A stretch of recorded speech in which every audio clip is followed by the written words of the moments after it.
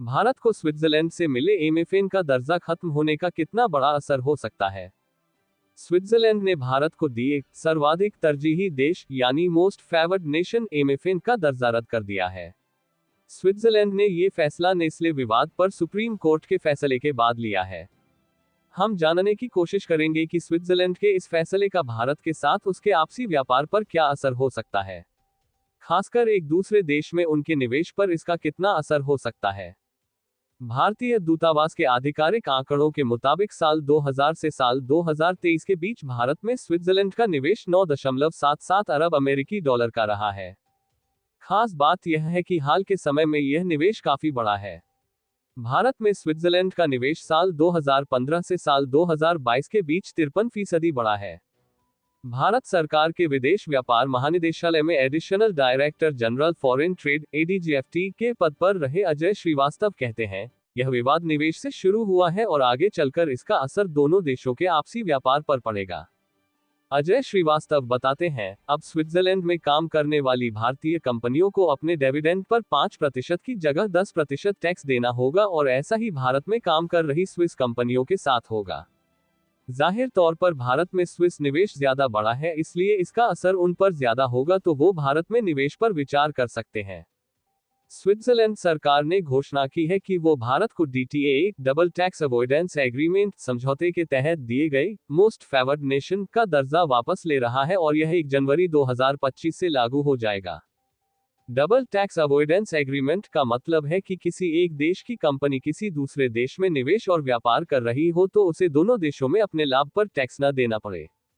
Switzerland ने भारत के संबंध में ताज़ा फैसला साल 2023 के सुप्रीम कोर्ट के एक फैसले के आधार पर लिया है। दरअसल स्विट्जरलैंड की कंपनी नेस्ले ने सुप्रीम कोर्ट में दलील दी थी कि भारत ने स्लोवानिया, लिथुआनिया और कोलंबिया जैसे देशों को टैक्स में ज्यादा बेहतर छूट दी है, जो एमएफएन के तहत स्विट्जरलैंड की कंपनियों को भी मिलनी चाहिए। अजय श्रीवास्तव कहते हैं कि ऐसा माना जाता है कि अगर कोई देश किसी अन्य मोस्ट फेवर्ड नेशन वाले देश को कोई छूट देता है तो यह एमएफएन के तहत आने वाले सभी देशों को अपने आप मिल जाता है। वो बताते हैं कि भारत और स्विट्जरलैंड के बीच एएफएन समझौते में भी ऐसा ही माना जाता था, हालांकि यह स्पष्ट तौर पर लिखा नहीं था। यही समस्या की वजह है। अगर समझौते में सब कुछ लिखा हो तो ऐसी समस्या नहीं आएगी। भारत ने स्लोवानिया के साथ साल 2016, लिथुआनिया के साथ साल 2011 और कोलंबिया के साथ साल 2011 में एमएफएन का समझौता किया था। ये देश भारत के साथ समझौते के organisation for economic cooperation and development यानी ओईसीडी के सदस्य बन गए, जिसका सदस्य स्विट्जरलैंड भी है। भारत के साथ समझौते के बाद इन देशों को खास तौर पर डिविडेंड्स पर कम टैक्स देने की छूट दी गई, जो 5% थी। नेस्ले की दलील थी कि ओईसीडी के नए सदस्यों को मिलने वाली छूट एमएफएन के तहत स्विट्जरलैंड को भी मिलनी चाहिए।